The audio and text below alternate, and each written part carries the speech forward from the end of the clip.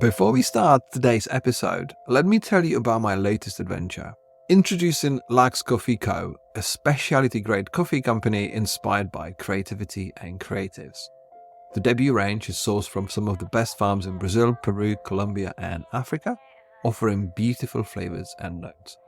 Our single origins and house blends are roasted every Monday for next day shipping. Visit luxcoffee.co.uk and use code PODCAST for 15% off your first order. And yes, there's exceptional merch too.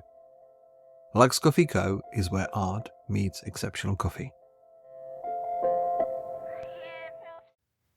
Welcome to 5-Minute Magic from the Mindful Creative Podcast, a short bonus episode sharing tips and insights from the pages of the book of the same title.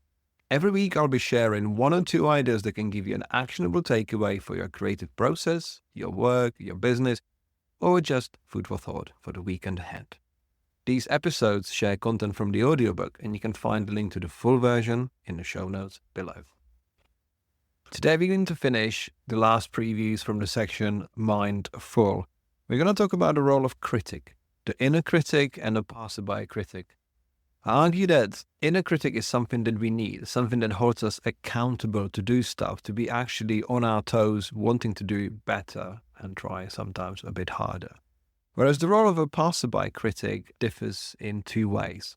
Whether it's feedback from collaborators, clients, sometimes it can be the fuel, whereas having a passerby critic in the form of a stranger giving us unhelpful advice that they wouldn't even do themselves is sometimes very, very unhelpful. So let's get stuck in. The inner critic. When you order a takeaway, eat a packet sandwich, or even shove something in the microwave, you barely need to think about the process of making the food, as you're barely involved beyond setting the right time and maybe giving something a little stir. If you begin cooking or baking things from scratch, then you become more invested in the process, but you're still likely following recipes worked out by others. If you get a little deeper into it, however, you might start deviating from the established ingredients. You might even start making your own recipes up. Creativity is a little like this, especially when you dedicate yourself to it. You gain the confidence and the abilities to think for yourself, but you also take on board the increased chances of making a mistake. In some ways, we're back to our highway metaphor from the first section. And it's these times when your inner critic can start turning up unwanted, making you question your decisions, and when you do make a mistake, it can begin to run around triumphantly shouting, "Told you so." One of the major motivations of anyone who gets a creative business together is the lack of a manager standing over our shoulder. But if we allow it, our inner critic can quickly become the worst boss we've ever had. It can nag and berate us incessantly, from the moment we wake up to the time we lie there struggling to sleep. Heck, it can even wake us up in the middle of the night. Without any kind of inner critic, you could argue that we might never hold ourselves accountable. We wouldn't bother to push ourselves in pursuit of our best work.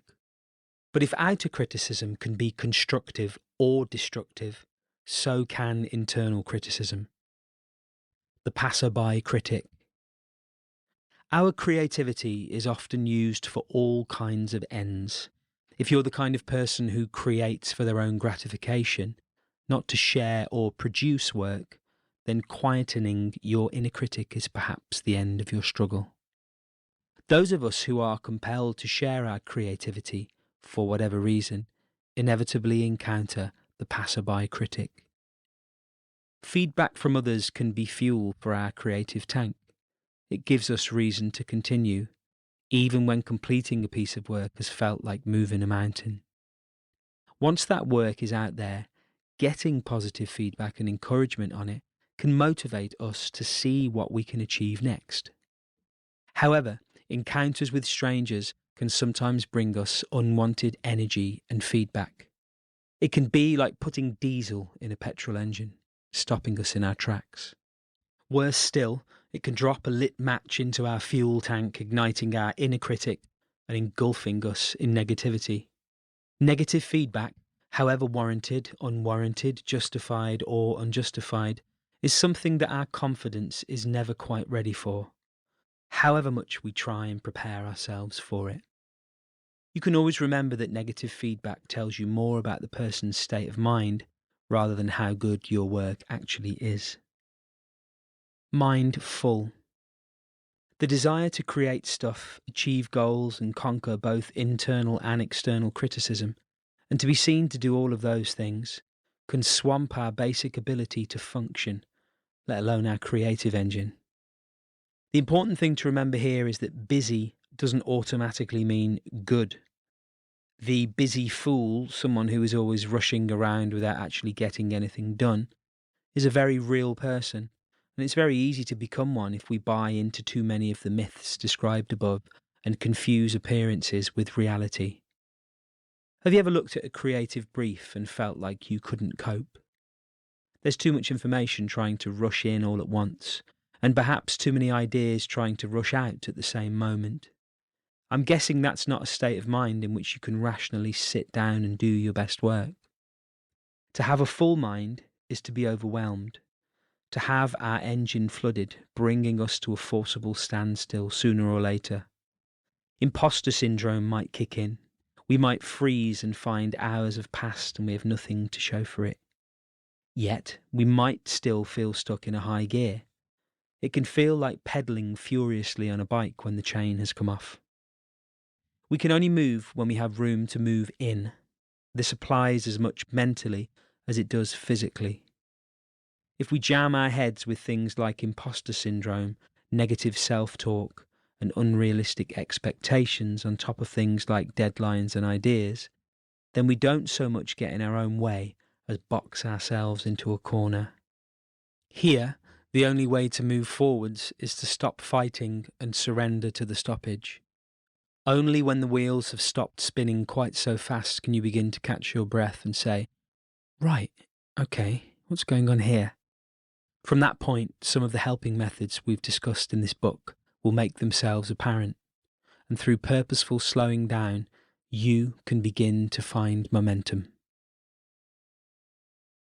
Information overload is a symptom of our desire to not focus on what's important. It is a choice. Brian Solis. Hey, just a quick note to say thank you for joining me on this episode. If this is your first time or you're a regular listener, please take a minute and rate the show on your chosen platform. A short review helps every show to be more visible to new listeners and provide them with value. So thank you for helping out. Thank you.